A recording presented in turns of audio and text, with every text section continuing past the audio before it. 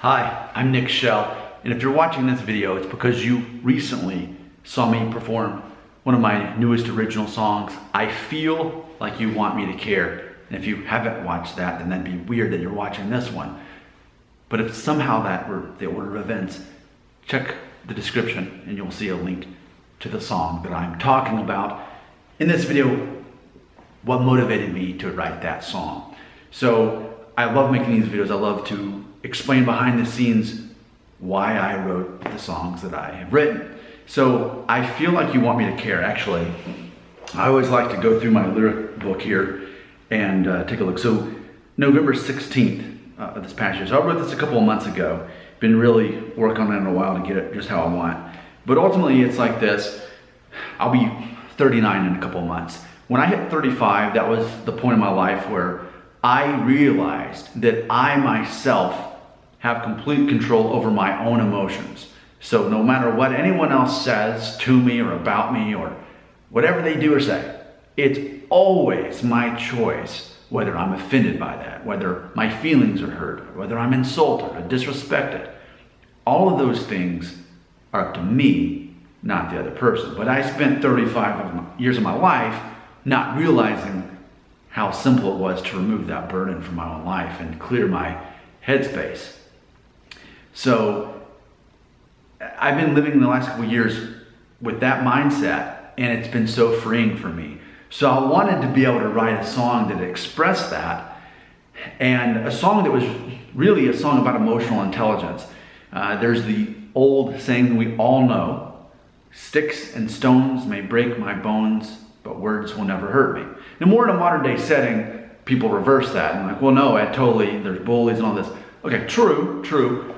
But for me, where I'm at in my life, post age 35, I find so much freedom and just a better view of life now that I understand that actually it is true if you're willing to get yourself there, willing to realize it's always a choice. So let's check out the lyrics that I've written for I Feel Like You Want Me to Care. So here we go. It starts out with the chorus. I feel like you want me to care. I would, but there ain't nothing there. I'm not offended or disrespected. I don't expect to be treated better. I've had people say, well, they should treat me better than that. If you're Nick Shell, no, they shouldn't treat you better. I don't deserve to be treated better. No one owes me anything. So the next part, not triggered, go figure. You know, that's a weird thing. It's cool to be triggered now. Wear your heart on your sleeve and, oh, someone hurt me today. Let me put it on Facebook or whatever it is. So being triggered, I guess, is a thing, but no thanks. Go figure. Figure that out. That a grown man is not offended, not triggered specifically. So I say, I'm not a victim. I'm not a victim, but I might be a villain. You determine where I fall on the spectrum. So ultimately it's like this. As I've gotten older, I've gotten to the point where certain people may perceive me as a villain at times.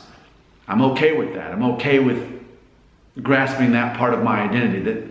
It's as simple. No matter who you are, at some point in life, probably right now, someone looks down on you, they disagree with you, and they therefore look down on you. So to them, you are some sort of villain or bad person or whatever. I just fully embrace that. I'm like, yeah, if you think I'm a villain, I own it. I'm not denying it. I'm owning it. But you, the outsider, get to determine whether I'm a villain. So ultimately, imagine that there is a spectrum here. That on one side, you're a victim, and the other, that you're a villain. And you, the outsider, get to determine that about me. Whatever you determine, that's cool. Ultimately, I don't care how I'm perceived by other people. And if I need to be perceived by a villain, that's cool. If you think I'm a great person, that's good too. But ultimately, it doesn't affect my emotional space. It doesn't affect my brain as far as fear or anxiety. Oh no, I just simply don't care. This is a song announcing with pride my apathy. All right, so that's the chorus. It's a pretty long chorus. The verses they end up more like serving as bridges. The first verse, I don't have a dog in the fight. I'm an accidental catcher in the rye. Your information doesn't affect my life. It doesn't affect my life. So that line about the dog in the fight is a tribute to a Tom Petty song, Time to Get Going. And I'm going to be covering that in the near future. I've been actually practicing that, getting ready. I love Tom Petty, and he has a line in that song that says, like breaking up a dog fight. And I thought, that's cool. I want to put dog and fight in a song. So I said, I don't have a dog in the fight, which to me is a more Southern term, which I want to embrace when I write my songs. I want to embrace Southern experience to some degree, because I was born and raised in Alabama, and I live in the Nashville, Tennessee area now. So I don't have a dog in the fight. So in other words, it's your problem, not mine. If whatever it is, like, that you think I did, and if I did, I'm going to immediately apologize for it. Let's just be done. Let's just have peace. I'm sorry that I hurt you, and thank you for showing me that. Let's move on with our lives, kind of thing. So I don't have a dog in the fight. But specifically when I wrote that, what I really meant was, if you're wanting to trigger me emotionally, that's the dog that I don't have in the fight. I'm an accidental catcher in the rye. So I was an English major in college. You're forced to read Catcher in the Rye. Of course, you're pretty much forced to read it in high school. But the concept, Catcher in the Rye, it's a person who, almost like Mr. Magoo, in a sense, you're accidentally innocent. You don't mean to be, but you are. And so I'm an accidental catcher in the rye. Someone who is, I'm walking through life, oh, people are flipping me off and cursing me out, oh, okay. And I'm just continuing my life because it doesn't matter to me. Your information doesn't affect my life. I feel that's kind of the whole point of the song, right? The next verse, I don't have any skin in the game. Same thing as not having a dog in the fight. I wanted to basically say the same thing, just in a different way. My emotions and time are my own domain. I think that's very powerful to consider. You control your own emotions. You even control your time, because a lot of people, times when people get caught up in their emotions, therefore they spend a lot of time in it. I'm like, that's on me. That's up to me to determine, and I'm not spinning it on you or on this situation. Because ultimately this is a situation where I'm refusing to be triggered emotionally, is ultimately the whole thing, right? So then I say, I refuse to give my peace of mind away. So you get to determine that. Like, people don't determine. You drive to work and someone cuts you off or goes too slow or speeds by you, whatever they do, like, you have peace of mind. You get to determine whether you get angry. If someone flips you off for any reason or curses you out, you get to determine, am I triggered by that? No, I'm not personally.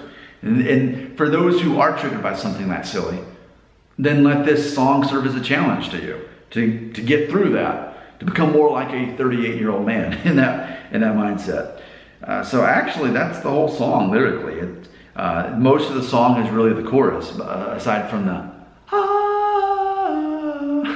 that I do in the middle, and I guess you can call it the bridge, and then there's the man, am I like trying to be like Frozen 2 right now? Which, by the way, I am going to be covering Into the Unknown from the Frozen 2 soundtrack. But what's funny is, I wrote this on November 16th. I didn't see Frozen 2 until after Christmas, actually.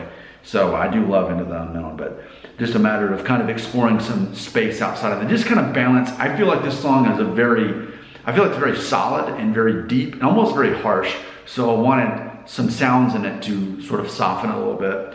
I want to say this too, as far as when I wrote this song, what inspired it musically. So now that I'm talking about lyrically, musically what inspired it. So definitely Tom Petty.